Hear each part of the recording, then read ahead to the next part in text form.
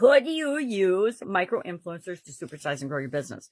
Sharon Horne-Ellstrom here, and we're talking about using micro influencers to grow and build and supersize your business, enhance your brand, get more awareness out there for you. And why? What are they? And why would you want to use them instead of macro influencers? Macro influencers are influencers that have millions of followers, right? So they have great big giant followings and audiences, but are they the right audiences for you? Which is also the number one challenge with selecting micro influencers to join forces with and to connect with and to promote your brand and your products and services. You have to make sure that you have the right ones.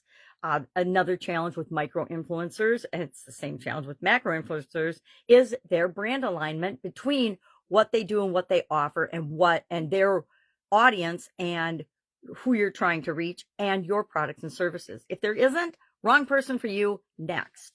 And then finally, a lot of times when you use micro influencers, you have more than one of them that you're working with at a time. And how do you go about managing that? I say you have a system and a process that you use for all of them, which makes life simpler in every area and aspect of running our businesses, especially when we're on a growth phase. Micro influencers are defined as somebody that has between 10 or 1,000 and 100,000 followers. They don't have millions of followers, but they have a better connection with their followers. They have more engagement with their followers. They have more influence with their followers because it is a tighter group of people that have more aligned values and beliefs about different things, as well as characteristics. And so if you find the right micro niche, you might get a lot more success out of that than dealing with macro influencers. And macro influencers tend to be a lot more expensive because it's just like advertising on television versus on the internet and email marketing and other things, because they have the potential of having a huge reach, but they actually usually don't have much of a reach. And the problem with television, I think we all know now, was there was no way to measure it. You could not measure if you were getting any value out of your investment or not. There was no direct correlation back in the day. So there's lots of examples of organizations that have done an incredible job using micro influencers. Just a couple are Airbnb. They had a whole promotion that was about travel and the travel industry to, it was not Welcome Home. I can't remember what it was now, but it was like something about home and your experiences there. And real people shared their experiences, and real influencers micro influencers shared their experiences with their audiences, which really helped Airbnb to take off and become successful.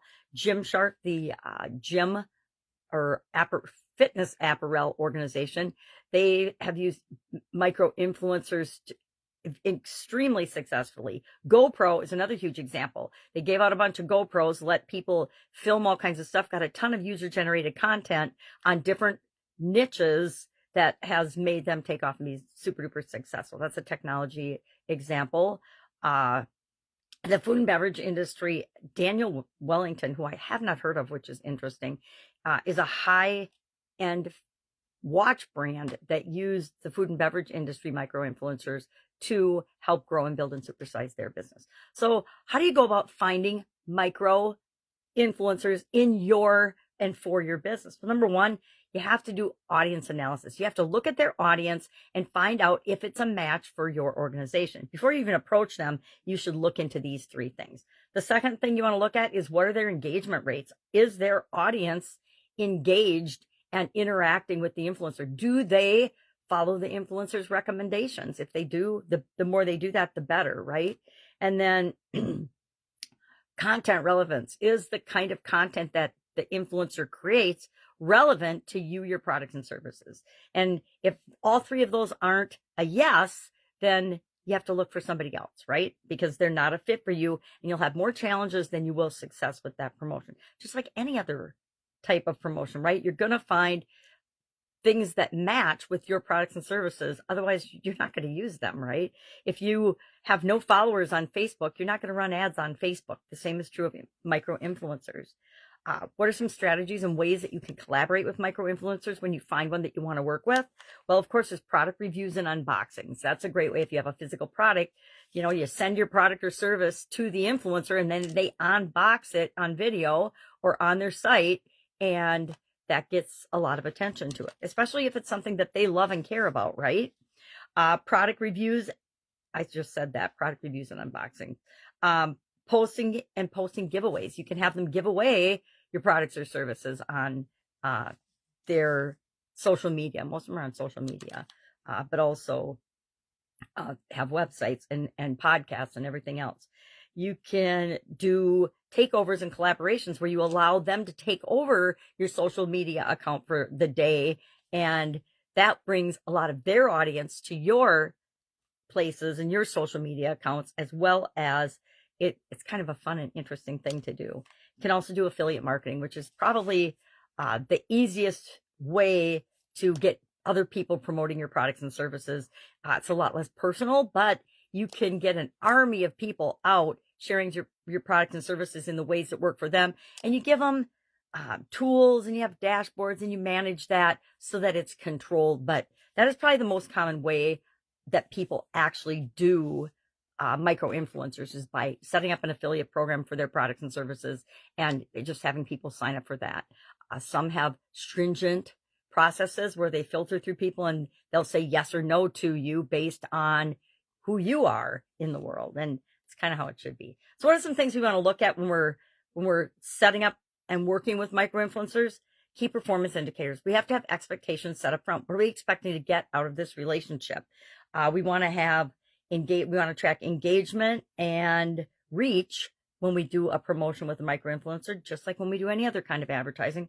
And we want to look at our return on investment. If it's a positive return on investment or a break even, we'll probably do something else with that micro influencer. If it's not, then we have to question, is this the right influencer for us, or what do we need to tweak?